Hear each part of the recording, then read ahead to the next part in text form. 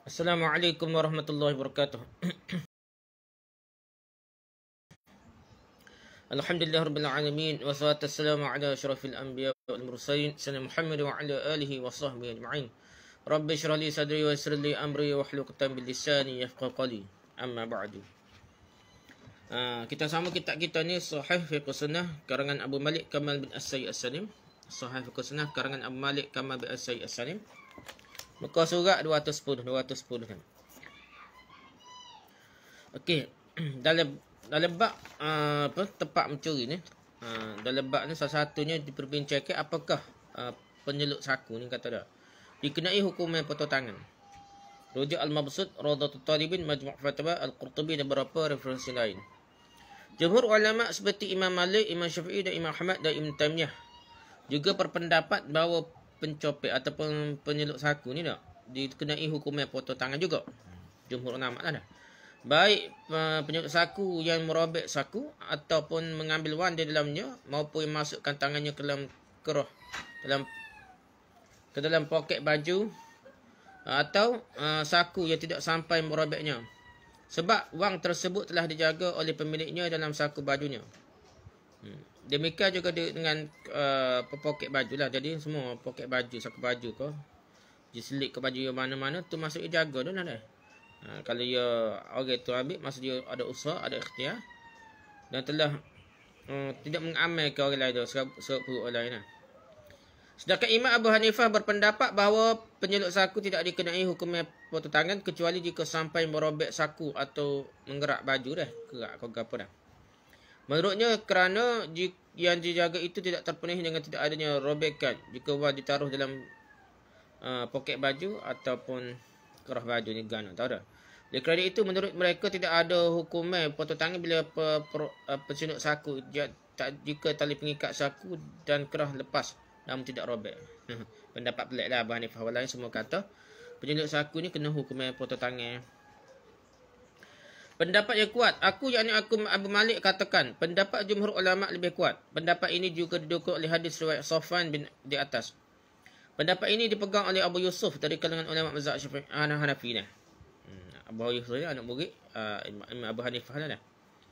Apakah masjid boleh dianggap sebagai tempat yang terjaga untuk sesuatu yang ada dalamnya? Barang-barang yang dimungkinkan dicuri dalam masjid boleh dikelompokkan menjadi 3 macam. Pertama, dari para dicuri dalam masjid ada 3 macam dah. Pertama, sarana perlengkapan yang biasa diletakkan dalam masjid seperti tirai pembatas, bermaidani, lampu dan sebagainya.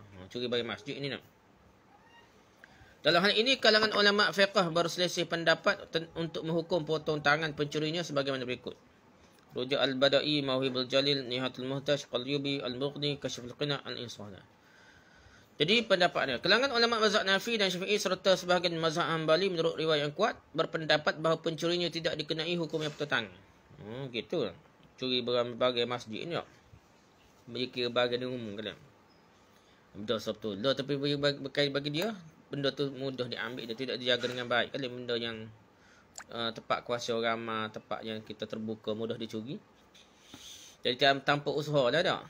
Tanpa usaha mana dia kata tu dikira tak kena hukum potong tangan lah. Sebab dia mempunyai hak terhadap barang yang terdapat di masjid juga. Masjid ni hak umum dia, bukan hak orang dia pencuri, hak orang tak lebah tu email masjid. Kalau sembahyang Jumaat kan habis orang lah, orang Islam kan kena pergi belakang masjid. Jadi hak bersama dah. Jadi hak bersama, hak dia apa dia juga dah. Dia boleh duduk di atas permaidani, boleh minum dari pertempayan dan lain-lain sebagainya yang merupakan sarana kelengkapan masjid tu. Kemudahan dalam masjid tu, semua tu untuk kegunaan semua sekali orang Islam. Hal semacam itu adalah sesuatu yang syubhat, keraguan-keraguan dari satu sisi sehingga boleh menghapuskan hukumnya. Hukumnya potong tangan lah. Lain halnya jika pencuri tidak mempunyai hak pada barang tersebut sama sekali. Seperti ia adalah orang kafir zimmi, bukan muslim, maka dikenailah hukumnya potong tangan. Dia kata dah pasal tidak ada hak orang kafir masuk dalam masjid dah. Menurut ulama mazhab Hanafi tidak adanya hukum potong tangan terkait dengan alasan tidak adanya penjaga di masjid. Kalau ada jaga masjid macam terjagalah. Dia terjaga kena potong tangan lah kalau ada curi lagi dah. Sebab masjid menurut mereka dianggap terjaga jika ada penjaganya. Jika masjid mempunyai penjaga maka dianggaplah sebagai masjid yang terjaga sehingga orang mencuri barang-barang kemudahan di masjid itu dikenai hukumnya pertentangan. Sementara itu, kalangan ulama mazhab Maliki, sebahagian mazhab Hanbali dan juga mazhab Syafi'i berpendapat bahawa pencuri permaidani dan lampu masjid dikenai hukumnya pertentangan. Permaidani dan lampu masjid ni kan pertentangan juga dah. Ini pendapat sebahagian mazhab Hanbali dan Syafi'i lah. Okey, yang kedua. Sesuatu yang berguna untuk bahan pembangunan masjid seperti batu bangunan, atap atau untuk penjagaannya seperti pintu dan jendela atau keindahannya seperti tirai pembatas dan lentera yang tergantung. Lampu-lampu tergantung, benda tergantung di masjid. Adapun kalangan mazhab Maliki, Syafi'i dan Hanbali dalam sebuah riwayat berpandangan bahawa masjid dianggap sebagai terjaga dengan sendirinya dalam hal-hal yang terkait dengan ini, maka dikenakan hukuman hak bagi orang yang mencurinya. Hukuman hak, hukum hudud lah. Adapun menurut mazhab Hanbali, dalam riwayat lain tidak ada hukuman bagi orang yang mencuri dari masjid, baik yang dicuri adalah sesuatu yang berguna untuk bahan pembangunan, keindahan atau yang punya banyak kegunaan. Kerana tidak ada seorang pun yang memiliki masjid dan juga kerana masjid mempunyai banyak kegunaan bagi kaum muslimin seluruhnya, sehingga hal semacam itu boleh membatalkan hukuman, baik pencurian itu dianggap terjadi di masjid sebagai tempat yang terjaga dengan sendirinya atau sebagai tempat yang terjaga dengan adanya penjaga. Okey, gua dah. Yang kedua lah. Ketiga, sesuatu yang diletakkan di masjid dan merupakan hak milik peribadi bukan milik masjid. Ini hak peribadi tapi letak masjid meta gugat dah. Rujuk di referensi sebelumnya. Tidak ada hukuman bagi orang yang mencuri barang ditinggalkan pemiliknya dalam masjid. Sebab masjid tidak dianggap tempat yang ditujukan untuk menjaga harta. Dan memasuki masjid boleh tanpa izin. Belum dah. Kalau tinggal dalam masjid, tiba-tiba hilang, tak kena dah. Sedangkan jika seorang mencuri suatu barang yang pada saat ada penjaga, maksudnya bukan tak tinggal dah, dia tak dengan tubuh, dekat dengan orang tua dia, maka ia dikenai hukuman potong tangan. Tapi kalau dekat dengan tubuh dia, masa tidur ke masa rehat ke masa dia duduk sujud semuanya dekat tubuh dia, tiba-tiba ada orang curi lagi dah. Kena potong tangan lah dah. Tapi kalau dia tak jauh pergi tinggal apa mana-mana, tak kena potong tangan. Tinggal selipar, tak kena potong tangan lah. Hal ini terbuat dalam hadis riwayat Ibnu Umar bahawa Rasulullah SAW menetapkan hukumnya potong tangan bagi seorang yang mencuri perisai dari kalangan perempuan yang harganya 3 dirham. Lihat Muhalla, hadis sahih hadis Abu Dawud, An-Nasai dan Ahmad. Faedah, kalangan mazhab Zahiri berpegang pada pendapat kewajipan penjatuhan hukum potong tangan terhadap pencuri benda-benda yang ada di masjid tanpa kecuali. Tak kira bagaimana selipar kau bagi hak jauh daripada tuan dia kau, dekat tuan dia kau, jauh tuan dia apa semua kena kerat tangan dah. Itu mengikut Imam Zahiri, mazhab Zahiri dah. Berdasar kepada pendapat mereka bahawa tempat penyimpanan bukanlah syarat keterjagaan tempat. Itu kira asalkan curi terjagaan tempat tu tidak dikira sebab syarat dia lah. Lihat Muhalla karya Ibn Hazm dah. Okey, yang kedua, berapa persoalan terkait dengan tempat yang terjaga? Rujuk Fathul Qadir, Bidayatul Mujtahid, Nihayatul Muhtaj, Al-Mughni, Al-Insaf, Kashful Qina, Bath Fathul Bari, Muhalla, Tafsir Qutubi, Al-Hud wa Ta'zirat, Al-I'lam Waqi'in dan Tahzib Sunan. Apakah orang yang mengingkari barang pinjaman atau amanah dikenai hukum yang pertentangan? Jika ada seorang yang meminjamkan sesuatu dari orang lain yang mencapai nisab, kemudian dia memungkin dan mengelak telah meminjamnya ketika pemilik barang menagihnya, maka terkait hal ini ulama fiqh berselisih pendapat dalam menetapkan hukum yang potong tangan kepada pelakunya. Perbezaan pendapat di kalangan mereka terbahagi menjadi dua pendapat. Pertama, orang yang mengingkari pinjaman dikenai hukum yang potong tangan. Diingkar pinjaman dah.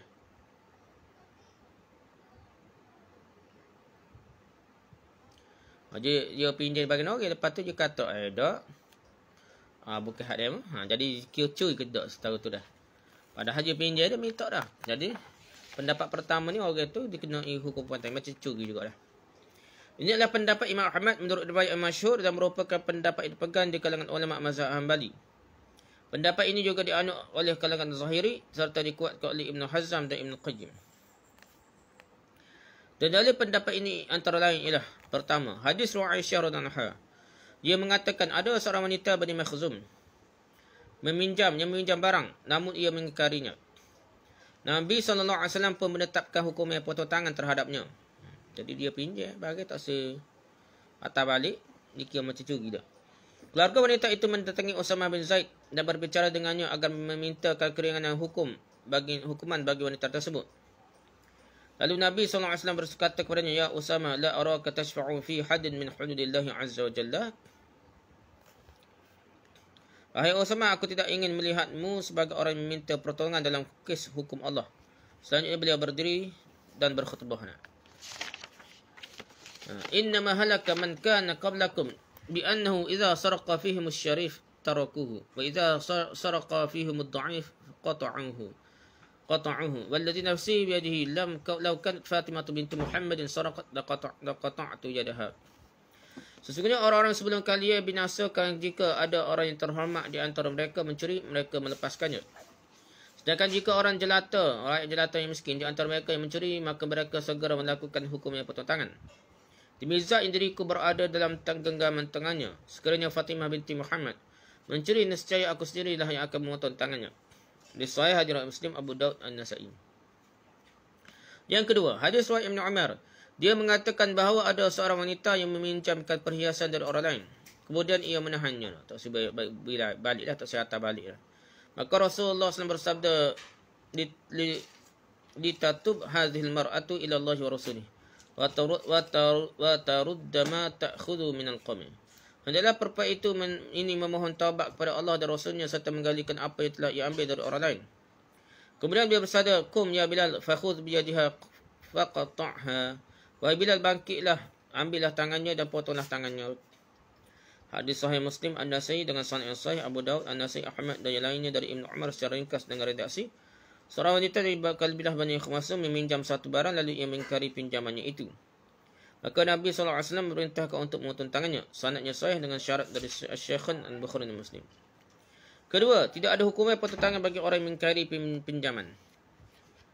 Inilah pendapat jumhur ulama, di antaranya ulama mazhab Hanafi, Maliki, Syafi'i dan salah satu pendapat dalam Imam Ahmad.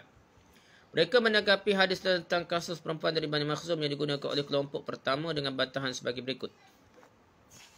Pertama, ada riwayat lain dari Aisyah dengan redaksi mencuri, bukan meminjam barang dan mengingkarinya. Jadi ada riwayat lain, cerita sama Bani Makhzum, tapi satu riwayat sebut curi tu. Tapi hadis yang lain pula sebut meminjam barang dan mengingkarinya. Diriwayatkan dari Aisyah bahawa kaum Quraisy tengah disibukkan oleh seorang perempuan Bani Makhzum yang mencuri. Mereka berkata, siapa yang mau membicarakan ehwal perempuan itu kepada Rasulullah? Ada yang menjawab, tidak ada yang berani menghadap beliau kecuali Usamah, kekasih Rasulullah. Usamah pun berbicara dengan Rasulullah, lalu beliau bersabda, Atashfa'u fi haddin min hududillah? Apakah kamu meminta keringanan dalam kes hukum Allah? Hadis sahih dari Bukhari, Muslim, Abu Daud, At-Tirmizi dan An-Nasa'i. Terkait dengan riwayat ini, jumhur ulama mengatakan, dan Nabi coba hadis ni. Jadi ada sebut mencuri, ada sebut meminjam barang dan mengingkarinya. Ada dua riwayat. Riwayat yang menyebutkan bahawa wanita dari Bani Makhzum itu mencuri lebih kuat. Sanad atau hadis itu lebih kuat dah. Sebab yang lainnya diriwayatkan oleh Ma'mar sendiri dari Az-Zuhri. Dan menyalahi riwayat disebutkan bersama-sama oleh Al-Laits, Yunus, Ayub bin Musa dari Az-Zuhri.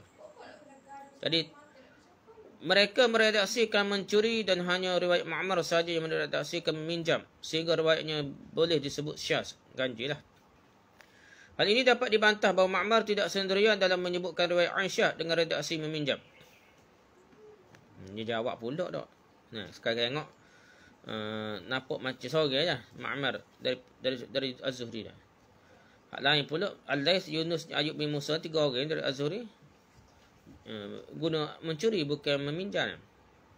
Jadi syaz lah yes, syaz. Sore dah 3 menit 3 lah. Hal ini dapat dibantah. Dia kata bahawa Ma'mar tidak sendirian dalam menyebutkan riwayat Aisyah dengan redaksi minjam. Tapi dia kata bukan Ma'mar sore dah. Bahkan ini juga diriwayatkan oleh Syu'aib, Yunus, anak Az-Zuhri. Jadi 3 juga dah. Ma'mar, Syu'aib, Yunus ni. Anak dara Az-Zuhri dah. Dan Ayub bin Musa dari Az-Zuhri. 3 Ayub bin Musa pun tak. Hak riwayat asalnya. Jadi 4 orang ni.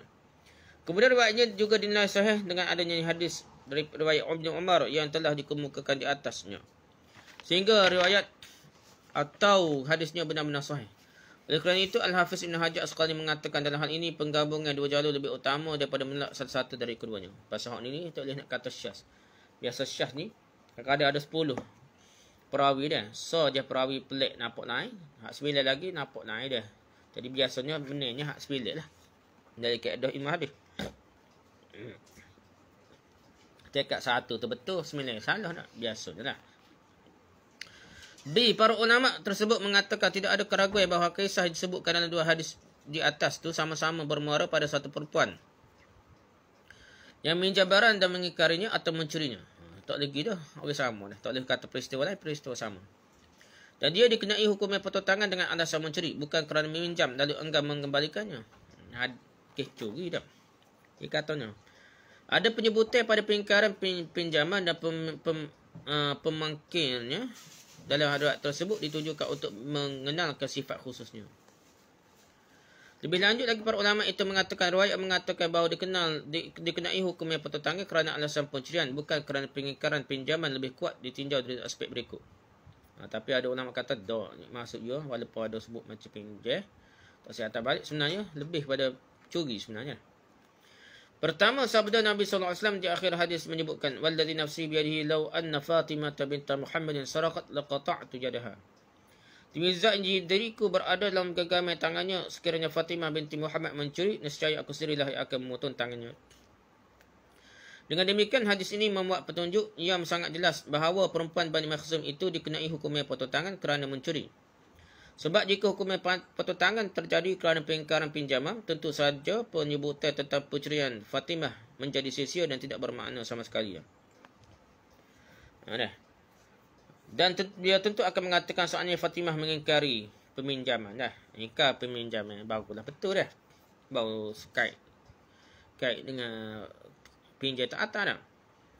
Jadi gitulah hujah dia. Hujah yang kedua dah. Jika perempuan Bani Makhzum tersebut dikenai hukuman potong tangan kerana mengingkari pinjaman, maka hukuman potong tangan wajib diberlakukan atas setiap orang yang mungkir dari transaksi apapun jika memang terbukti demikian. Meskipun tidak melalui pinjam-meminjam dah. Mesti banyak hadis-hadis ke cerita pasal pinjam-minjam ke atau kes lain yang jenis transaksi ni dia menangguh dah. So, macam curi dah. Kalau kita nak kira betul-betul kes pinjam tu saya tak dah. Ketiga, hal ini menyalahi sabda Rasulullah SAW, laisa ala kha'inin wala mukhtadisin wala muntahibin qat'an. Tidak ada hukuman potong tangan atas pengkhianat, penyut saku dan perampok. Maksudnya perampas dah. Maksudnya perampas dah. Hadis ni sahih Al-Albani. Gitulah sahih. Jadi peminjam yang memungkiri dan tidak mahu mengembalikan pinjamannya adalah orang yang mengkhianati amanah. Tidak boleh dikenai hukuman potong tangan baginya. Al-Hafiz Ibn Hajar mengatakan para ulama telah sepakat untuk memberlakukan ketentuan ini. Kecuali hanya sebagai orang saja. Mereka berpendapat bahawa tidak ada hukuman potong tangan terhadap pengkhianat, penjarah, kecuali penyamun saja dah. Penyamun ni perampok tengah jalan dah. Yang bukan rampas saja tengah jalan dah. Hujah jumhur ulama di atas ditanggapi balik oleh pendukung pendapat pertama dari aspek-aspek berikut. Menjawab balik ni. Ibn Al-Qayyim mengatakan pernyataan kelompok kedua bahawa pengingkaran pinjaman disebutkan untuk sekadar pengenalan sifat tanpa membawa dampak apa-apa merupakan pernyataan yang rosak. Jika hal semacam itu diberlakukan, tentu akan hilanglah kebanyakan hukum yang menjadi konsekuensi akibat logik daripada sifat-sifat itu. Ini jelas tidak boleh terima oleh kalangan ulama dan tidak pernah disebutkan oleh kitab-kitab dalam kitab-kitab hadis, melainkan hanya ditempuh oleh sebagai orang yang bertaklid semata-mata. Selanjutnya Ibn Qayyim menjelaskan bahawa redaksi riwayat Ibn Umar menggugurkan pendapat tersebut. Dia lantas mengatakan hal ini lebih dikuatkan dengan kenyataan bahawa lafaz hadis dan urutannya dalam salah satu di antara dua riwayat adalah potong tangan dalam pencurian. Sementara riwayat satunya dikarenakan tidak pengingkaran pinjaman. Sementara urutan hukum atas deskripsinya, penjelasannya menunjukkan adanya penanda. Masing-masing riwayat memperlihatkan ilat sebab hukuman potong tangan yang berbeza. Pertama kerana tindakan pencurian dan yang kedua kerana pengingkaran pinjaman. Hal itu didukung dengan konteks hadis riwayat Ibn Umar yang tidak menyebutkan pencurian maupun permohonan keringanan hukuman oleh Usamah. Dalam hadis tersebut ada kejelasan bahawa pelakunya dikenai hukuman potong tangan. Lihat Tahzibus Sunan dan Fathul Bari. Setelah itu Ibn Qayyim dan lainnya membantah penetapan dalil jumhur ulama yang menyimpulkan bahawa sabda Nabi SAW yang berhujung dengan kata sekiranya Fatimah binti Muhammad mencuri, itu tidak menyediakan penyebutan upaya pelanggaran perjanjian oleh peminjam. Tak sebut pun, tak saya atas balik pinjaman dah. Akan tapi perkataan itu merupakan alasan bahawa Nabi SAW memasukkan orang yang mengingkari barang pinjaman dalam sebutan pencuri. Seperti memasukkan semua yang memabukkan dengan sebutan khamar. Itu adalah pengertian umat terhadap kehendak Allah dari kalamullah. Sehingga orang yang mengingkari barang pinjaman, jika tidak dinamakan pencuri secara bahasa pun, dia adalah pencuri secara istilah syariat. Dan istilah syariat lebih didahulukan daripada istilah bahasa. Ini pendapat Ibn Qayyim. Inilah mana dia kata, orang pinjam tak sehatan ni serupa dengan mencuri berkelip-kelip kat tangan. Berani tak kita ni? Kalau kita ikut kaedah ni, ramai pok kita kena kat tangan, ramai pok kita pinjam tu atas dah. Yang ketiga, adapun upaya qiyas yang dilakukan sekelompok kedua terhadap pengingkaran pinjaman pada pengingkaran titipan dengan ilat sebab pengecut dari masing-masingnya sehingga diperolehi hasil bahawa tidak ada hukuman potong tangan yang dikenakan terhadap pelakunya ditentang oleh Ibn Qayyim. Ia menyebutnya sebagai kias yang tidak berkaitan. Sebab orang yang mengingkari barang pinjaman tidak boleh dihindari. Berbeza hanya dengan orang yang mengingkari barang titipan. Barang pemilik barang tidak boleh dibilang ceroboh ketika mempercayakan barangnya pada orang tersebut. Sebab ia hanya melakukan hal tersebut ketika merasa harta tidak aman. Jadi orang salah pemilik barang suruh pada orang tidak jujur dah. Nak kat tangan mudah-mudah terpayuh lah. Dah. Tanggapan Ibn Qayyim ini dianggap baik ditanggapi balik oleh Al-Hafiz Ibn Hajar. Ibn Hajar Asqalani jawab balik ni. Ibn Qayyim kata gitu, dia jawab balik. Ini adalah persoalan khusus yang tidak boleh dijadikan landas hukum. Sebab sudah jelas ada hadis sahih yang menyatakan bahawa Rasulullah SAW bersabda, "Laisa 'ala kha'inin wala mukhtalisin wala muntahibin qat'an." Tidak ada hukum yang pertentangan atas pengkhianat, penyeluk saku dan perompak. Dia kata gitulah. Ibn Hazm ikut menanggapi pendataan jumhur ulama dari sudut pandang lain. Dia mengatakan, anggaplah jika perempuan yang dikenai hukuman potong tangan itu satu orang. Dan cerita tersebut adalah sama, maka hadis tersebut tidak boleh jadikan landasan hujah. Sebab penyebutan pencuri merupakan redaksi para perawi, bukan redaksi Nabi SAW. Dia kata, sebut curi itu ringkasan pada makna sebenar hadis dia dah. Dia kata bukan kata-kata Nabi dah, kata-kata perawi hadis. Begitu juga penyebutan pinjaman. Ada redaksi sabda Rasulullah SAW itu berbunyi, "Walladzi nafsi biyadihi law anna Fatimata binta Muhammadin saraqat laqata'tu yadaha." Demi zat yang diriku ada dalam genggaman tangannya, sekiranya Fatimah binti Muhammad mencuri, nescaya aku sendirilah yang akan memotong tangannya. Hal tersebut boleh dianggapi dari dua sisi. Yang diperkata perawi pada wanita Bani Makhzum yang mencuri. Mencuri itu poin di situ. Pertama, perawi memandang isti'arah peminjaman sebagai pencurian. Sehingga dia pun mengabarkan pada peminjam dengan redaksi pencurian. Ini pertama perawi itu. Isti'arah tu pinjam itu sebagai curi. Yang kedua, peminjaman kemudian pengingkaran pinjaman merupakan tindak pencurian yang nyata. Dan bukan kiasan. Kerana jika orang meminjam berkata melalui lisan orang lain, berarti dia meremehkan perbuatan mengambil harta orang lain. Yang dia sembunyikan dengan cara meminjam melalui dirinya sendiri atau orang lain. Kemudian memiliknya secara diam-diam dan halus. Sehingga hal ini jelas merupakan tindakan pencurian juga. Kata ini keluar dari erti yang sebenarnya. Padahal kata pinjam pada dasarnya tidak mengandungi erti yang lain. Yang kedua, dalil lain yang digunakan oleh jumhur ulama untuk menunjukkan tidak adanya hukuman potong tangan bagi orang yang mengingkari pinjaman adalah kriteria tempat yang terjaga, tidak terpenuhi. Dalam perkara pinjam. Ini tahu dia. Tuan pun tahu dah. Lepas tu depan minta molek dah. Sebab pemberi pinjaman menyerahkan kekuasaan pada peminjam untuk menguruskan hartanya sekaligus menariknya kembali. Sehingga jika terjadi pengingkaran pinjaman ini maka ia tidak dianggap sebagai pencurian dari tempat terjaga. Sehingga keduanya jelas berbeza. Pendapat yang kuat. Aku yang ni Abu Malik katakan, pengarang kitab ni dia kata, memang benar dalil yang ada sudah menetapkan hukum yang potong tangan atas perempuan Bani Makhzum kerana mengingkari pinjaman menurut kalangan yang berbeza pendapat dengan jumhur ulama. Berdasarkan hal tersebut, menurutku Abu Malik orang yang mangkir, yang mengingkari pinjaman itu tidak mahu mengembalikan pinjaman, boleh dikenai hukum yang potong tangan. Syekh ni terima pendapat kena potong tangan dah. Adapun hadis tidak ada hukum yang potong tangan atas pengingkar amanah tu. Dia sahih Al-Albani. Nah, jika memang boleh dipastikan kesahihannya dan ini mesti perlu dikaji, maka pemungkir yang memungkiri pinjaman itu, dia tidak mengaku dia pinjam, pun boleh keluar dari keumuman hukuman pertutangan, baik dengan dasar dalil tersebut maupun dengan esensi perbezaan, sehingga yang dikemukakan oleh Ibn Qayyim. Adapun terkait dengan status penyelewengan amanah, tampaknya kalangan ulama fiqh termasuk Ibn Qayyim sepakat bahawa ia tidak dikenai hukum yang pertutangan. Pendapat berbeza dikemukakan oleh Ibn Hazm. Dalam hal ini, kalangan ulama fiqh merujuk kepada hadis riwayat Jabir yang berbunyi, "Laisa 'ala kha'inin wala mukhtalisin wala muntahibin qat'an." Tidak ada hukum yang pertutangan atas pengkhianat, penyeluk saku dan perompak dah. Jadi di samping itu, kerana tidak terpenuhnya kriteria tempat yang terjaga, sedangkan Ibn Hazm melemahkan hadis riwayat Jabir ini dan tidak menganggap tempat terjaga sebagai syarat untuk memperlakukan hukum yang pertutangan. Ibn Hazm ni habis kau pertutangan dah. Yang kedua, apakah pencuri kain kafan dikenai hukum yang pertutangan? Al-Mabsut, Fathul Qadir, Ad-Dasuqi, Takmilah Al-Majmu', Kasyaful Qina' dan Al-Muhalla. Kata Nabash, artinya orang mencuri kain kafan, orang mati setelah dikuburkan dalam yang lahaknya. Kalangan ulama fiqh berbeza pendapat mengenai hukum dan pengkategorian orang itu sebagai pencuri.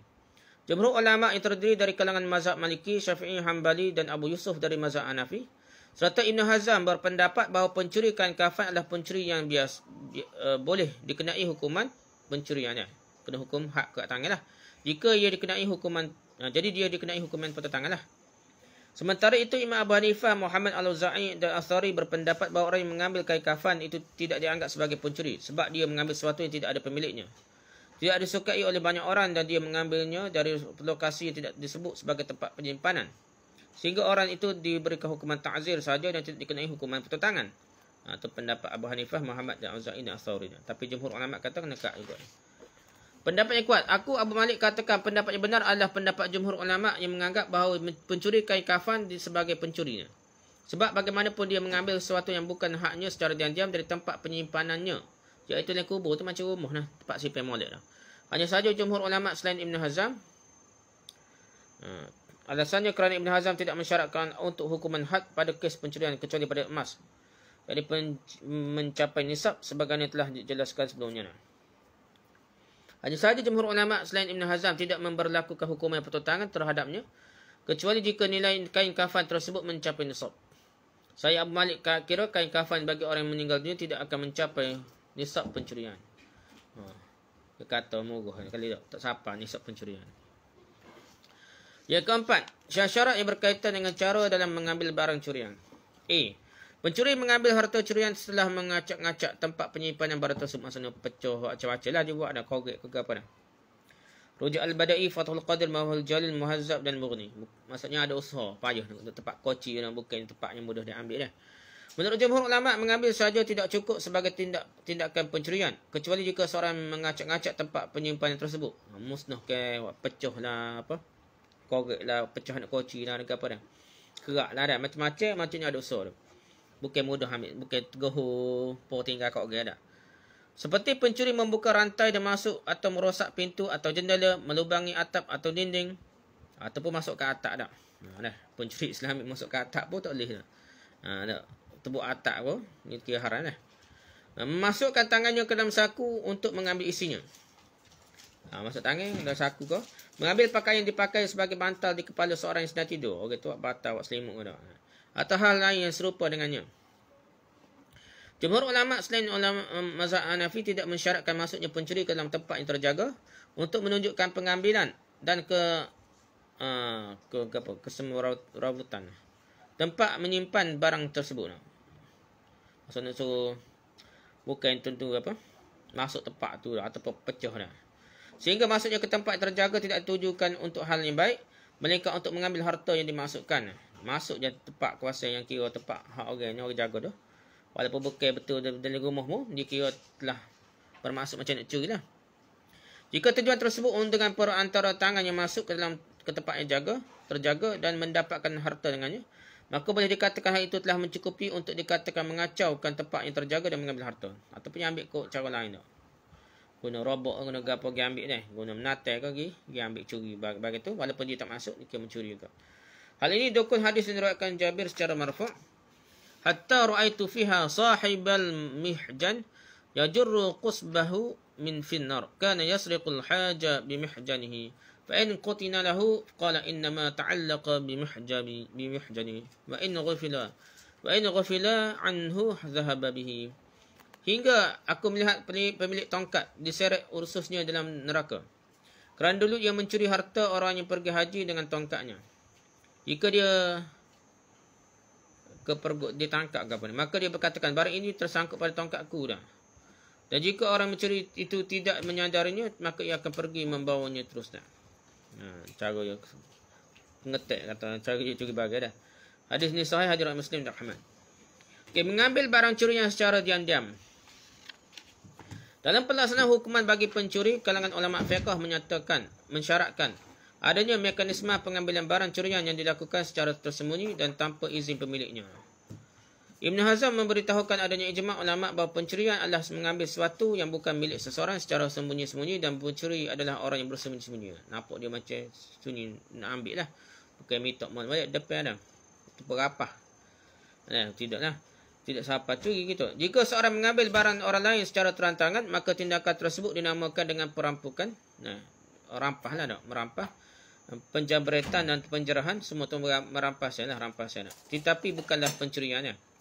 Adapun jika seorang mengambil barang tanpa sepengetahuan pemilik atau orang yang menggantikan peranannya, namun kemudian pemilik merelakannya, maka tindakannya itu tidak dianggap sebagai pencurian lagi dah. Yang ambil sebagai tanpa dia tahu dah, tiba-tiba kata aku halal dah. Ataupun kata ambil lah dia. Jadi masanya minta izin tu macam curi, tapi dimaafkan sebelum jatuh hukum, sebelum ditangkap, maka tu dikira macam bukan pencurian lah tak. Rujuk Al-Bada'i, Bidayatul Mujtahid, Al-Qalbi Mu'amrah, Syarah Muntah Al-Iradat dan Muhalla. Oleh kerana itu, kalangan ulama fiqh tidak menganggap pengkhianat, penyulut saku dan perampok ni, perampas tengah jalan ni sebagai pencuri. Pengkhianat adalah orang yang dipercayai mengambil harta dengan cara pinjaman atau titipan, kemudian mengambil harta itu dan menyatakan hilang atau mungkir bahawa dia mendapat titipan atau pinjaman. Perbezaan antara khianat dan pencuri terlihat pada ketidakmampuan menjangkau tempat terjaga orang. Jadi tidak, jadi bukan pergi cari tempat susu, tempat dalam rumah ke pecah kereta ke pecah bagai ke gapo tak. Bukan. Dia pergi minta molek lah ataupun diterima molek lah. Cuma dia mengingkari lepas tu tak. Lepas tu pentu pengkhianat. Pencopet penyulut saku ialah ada orang mengambil harta secara terang-terangan dan cepat dalam meluluskan diri. Perbezaan antara pencurian dengan pencopetan ni nak. Selain aku bahawa pencurian terjadi secara sembunyi, sementara pencopetan terjadi secara terangan. Ni bukan silap saku hak tak nampak ni, benda hak depan orang ni kalau tak. Depan dia, depan tuai dia, apa tahu dia ni ambil dah. Macam rapah jugalah walaupun yang ambil cepat dah. Yang 361 yang ke perampok ni dah. Perampok adalah orang yang mengambil harta secara paksa dan ini tidak lain terjadi melainkan dilakukan oleh sekelompok orang yang masing-masing mengambil sesuatu yang disebut rampasan. Jadi perbezaan antara merompak atau dengan mencuri terletak pada ketidakjelasan secara bersembunyi dalam melakukan perbuatannya. Curi ni orang tak tahu, tak khabar, tiba-tiba dah. Jelasnya cara sembunyi-sembunyi itu tidak terpenuhi dalam perampokan. Jadi orang merampas ni, orang yang merampas ni tengah-tengah jalan ke mana, maka dia tu tidak kira mencuri dah sebab dia orang tu tahu. Mudah nak ayat siapa yang curi ke apa, tidak payah dah dia. Terai nak molek dah. Hukuman potong tangan tetapi wajib menerima hukuman ta'zir. Mereka berpegang pada hadis Jabir bahawa Nabi SAW bersabda, "Laisa 'ala kha'inin wala muntahibin wala mukhtalisin qat'an." Tiada hukuman potong tangan atas pengkhianat, atas perampok dan pencopet. Pencopet kata bukan silap saku biasa ni ambil depan secara cepat dengan orang tu tahu, tu dia tahu dah. Hadis sahih riwayat Tirmizi, Abu Daud, An-Nasa'i, Ibnu Majah, Ahmad, Abdul Razak, At-Tahawi, Al-Bahaqi dari jalur riwayat Abu Zubair dari Jabir. Dan Abu Zubair adalah seorang mudallis, akan tetapi ia menjelaskan bahawa dia mendengar riwayat dari Jabir serta betul disebutkan oleh Abdul Razak sehingga hilanglah syubhat yang ada dah. Selain itu juga banyak riwayat lain sebagai penguat. Iliha al-Irwa al-Ghalil. Jadi hadis ni walaupun dia perawi mudallis tapi dia secara simak, secara dengar yang nyata, bukan kata an. Mudallis ni kan sebut an tu sebabnya. Betul ke dengar atau pada perawi yang lemah yang dengar tengah-tengah antara dia dengan tok guru dia. Telah dikemukakan sebelumnya dalam syubhat mengenai kes hukuman potong tangan berupa sisi hikmah Allah. dalam menetapkan hukum yang pertentangan hanya kes pencurian, bukan pada berampas perampas ataupun ambil dengan cepat macam selepak, tapi orang tahu dah. Okey, jadi lain dah antara curi dengan benda-benda tu dah. Yang C, mengeluarkan harta curian dari tempat yang terjaga. Rujuk Al-Bada'i, Al-Kharshi, Al-Qalbi, Syarah Muntaha Al-Iradat, Mawahibul Jalil, Nihatul Muhtaj dan Mughni. Okey, mengeluarkan harta curian dari tempat terjaga. Agar pencuri boleh dikenakan hukuman pertentangan, jumhur ulama fiqh sepakat mengenai hukum mestian keharusan pengeluaran harta yang curi dari tempat yang terjaga. Jika pencurian itu terjadi pada tempat terjaga dengan asumsi dengan anggapan adanya penjaga, maka pengambilan darinya sudah mencukupi untuk pendakwaan pencurian meskipun tidak berdasarkan anggapan bahawa keterjagaan tempat tersebut dinilai dari adanya penjaga. Tempat tu rumah dia. Rumah ni ada tuai dia. Kita nanti kau tuai dia ada rumah ataupun penjaga dah. Ataupun masjid yang ada penjaga. Ada kadang-kadang dia pergi semaya jam dia tak ada penjaga, kita curi masa tu tak apa kau. Tak kat tangan tak kena kat tangan juga dah. Jika tindakan pencurian dilakukan tempat yang terjaga atas dasar keamanannya itu sendiri tanpa penjaga, maka harus ada syarat pengeluaran harta yang curi dari tempat yang dialokasikan sebagai tempat penyimpanan. Kalau tempat di masjid, di rumah ke apa, kena waktu lebih dah bagi kita curi sungguh dah. Jika pencuri ditangkap di dalam tempat yang terjaga sebelum mengeluarkan barang curinya, maka dia tidak dikenai hukum yang pertentangan lagi dah. Maksud dia ambil pun duduk dalam rumah lagi, negak dah, tak ada tubik dah. Melainkan hanya dikenai hukuman ta'zir saja. Ketentuan ini disebutkan dalam riwayat dari Umar bin Khattab, Utsman, Ali, Zaid bin Thabit, Umar bin Abdul Aziz bagaimana pemaparan Ibn Hazm dan Muhalla. Jilid 11 muka surat 320. Tetapi hal ini bertentangan dengan riwayat dari Aisyah, Ibnu Zubair dan sebagainya. Kalangan mazhab Hanafi mensyaratkan dalam penjatuhan hukuman pertentangan bahawa pencuri mesti membawa keluar barang hasil curiannya dari tempat yang terjaga.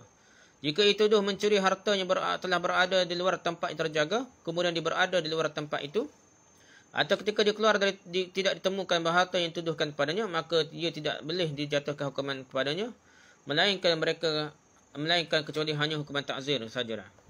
Sedangkan jumhur ulama dari kalangan mazhab Maliki, Syafi'i dan Hambali sepakat bahawa pengeluaran harta yang curi dari tempat yang terjaga dan dari kepemilikan orang yang dicuri barangnya menescayakan pengkategoriannya dalam kepemilikan pencuri dah, baik secara faktual maupun hukum, sebagaimana dikemukakan pada contoh sebelumnya.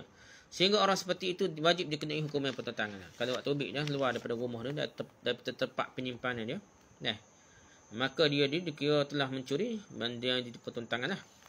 Pendapat yang kuat, aku Abu Malik katakan pendapat terakhir inilah yang paling kuatnya. Tak adalah Maliki, Syafi'i dan Hambali dia. Faedahnya, jika tindakan pencurian ini tidak berjalan mulus, maksudnya tidak lancar lah, maka hukuman tidak boleh dilakukan terhadap pelakunya. Ini menurut jumhur ulama, tapi mereka mewajibkan hukuman ta'zir pada orang yang terbukti melakukan serangkaian perbuatan yang termasuk tindak kejahatan pencurian yang tidak ada dalam penjelasan syariat terkait dengan pencurian. Akan tapi berdasarkan pada tindakan kesalahan yang termasuk kemaksiatan yang mewajibkan penjatuhan hukuman ta'zir. Al-Mabsut, Al-Dasuqi, Al-Hakam, Sultaniyah, Karimaruddinah. Jadi, orang ni kalau tak ada bukti setara mana pun, dia buat benda-benda yang nak curi dah, tapi terlepas lah tak ada kena igak dah. Sebelum dia ambil bagai, tak ada bukti bagai, ataupun bagai dia dalam rumah lagi, tidak dikenakan hukuman pertentangan, dia dikenakan hukuman ta'zir. Kerana tangkapan dia peringkat awal lagi dah. Tidak jadi hak milik pencuri dah, kita kata dah. Dah. Okay, pencuri yang berkelompok.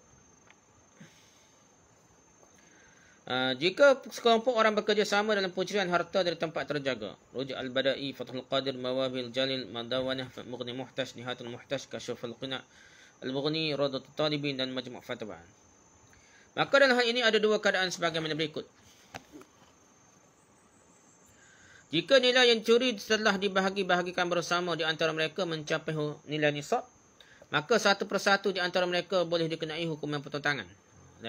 Kalau bagi 10 orang curi dah, atau pakak 10 orang, lepas tu nilai dia bagi 10 tu cukup lagi 3 dirham ataupun 1/4 dinar mengikut perbincangan kita sebelum ni. Dalam hal ini tidak ada perbezaan pendapat di kalangan ulama fiqh, namun kalangan mazhab Syafi'i mensyaratkan mereka bersama-sama dalam mengeluarkan harta curian dari tempat penyimpanan semula dah, bukan seorang dah. Pakak dah, usaha sama-sama dah. Jika tidak, maka hukum yang potong tangan hanya diberlakukan pada orang yang ikut dalam mengeluarkan harta curian tersebut saja. Yang kedua, pendapat kedua, jika nilai harta yang curi mencapai nisab, akan tetapi setelah dibahagikan untuk masing-masing anggota kelompok jumlahnya tidak mencapai nisab, maka di sinilah terjadi perbezaan pendapat di kalangan ulama fiqh. Kalangan ulama mazhab Hanafi dan Syafi'i berpendapat masing-masing untuk mereka tidak dikenai hukuman potong tangan, melainkan hanyalah dikenakan hukuman ta'zir. Sedangkan kalangan ulama mazhab Maliki dan Hambali berpendapat semuanya dikenai hukuman potong tangan. Ini Maliki dan Hambali kata semua kena potong tangan. Baik mereka semua bekerjasama dalam mengeluarkan harta curian, atau yang mengeluarkan hanya sebahagian saja dari mereka, dan yang lainnya hanyalah membantunya saja. Tolong keluar, tolong jaga lain dah. Tak ada polis, tak ada orang lalu, dia tolong jaga lain saja dah. Jadi ada pendapat Maliki dan Hambali kena potong tangan belaka sekarang dah bersepakat. Baik pertolongan itu terjadi dengan perbuatan langsung seperti pertolongan berupa membawa barang curian, atau dengan perbuatan yang tersembunyi seperti memberikan petunjuk pada tempat yang menjadi sasaran pencurian, atau tidak melakukan perbuatan pencurian langsung seperti orang yang memasuki tempat terjaga bersama pencuri untuk memberikan tanda peringatan padanya jika aksinya diketahui. Hal ini kerana tindakan pencurian dikaitkan pada masing-masing orangnya. Adapun jika tolong-menolong tidak terjadi di antara mereka kerana masing-masing membawa keluar harta yang curi secara sendiri-sendiri, maka tidak ada hukuman kecuali kepada orang yang membawa keluar harta yang mencapai nisabnya. Ya. Gitulah. Curi itu masing-masing lah. Bukan bekerjasama, berserentak curi dah. Okay, pendapat yang kuat lah. Syekh ni, ini aku, yang ni Abu Malik berkata, pendapat yang paling tepat adalah jika orang tersebut bekerjasama mencuri barang yang telah mencapai satu nisab, maka mereka boleh dikenai hukum yang potong tangan. Baik mereka membawa keluar harta secara langsung bersama-sama maupun sendiri-sendiri. Pendapat ini pula yang dipilih oleh Syekhul Islam Ibn Taymiyah. Jadi ketika keperluan untuk membatasi pencurian harta itu ada, maka hukuman potong tangan wajib diterapkan pada pelaku.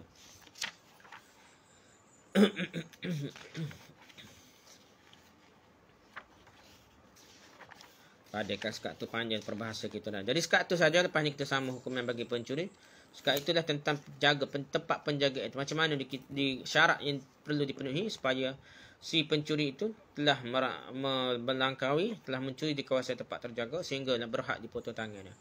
Bukan tempat yang terbebas gitu tak tengah jalan ke tak jambil ke apa dengan orang ambil tu mudah sangat. Macam tinggal nak berkoga dah. Jadi benda ni sangat cuai. Benda tu kesalahan itulah orang jo tuai bagai tu dah. Jadi kecuaian dia untuk menyebabkan pencuri tidaklah dikenakan hukuman potong tangan dah. Sebab mudah sangat nak ambil dah. Sedangkan tapi pencuri itu kalau tidak sampai tahap potong tangan pun kerana syarat untuk penuhi hak hukum tangan tak sampai, dia tetap juga dihukumkan dengan hukum ta'zir lah. Macam-macam cara lah hukum ta'zir ikut kesesuaian zaman. Wallahu a'lam. Subhanakallah bihamdika, subhanakallah bihamdika, subhanakallah bihamdika, asyhadu an la ilaha illa anta, astaghfiruka wa atubu ilaik. Assalamualaikum warahmatullahi wabarakatuh.